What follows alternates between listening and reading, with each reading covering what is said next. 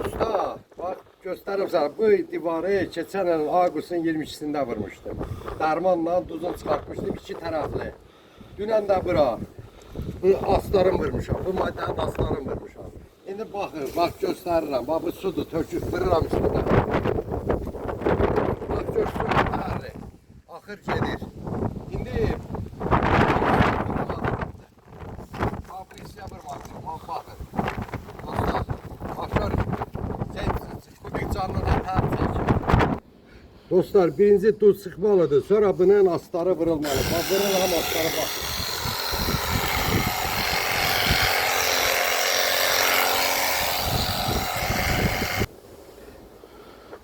Divarın tuzunu çıxardandan sonra, suyla yuyandan sonra, bunun astarın vurandan sonra bu divar nem çəkməyəcək.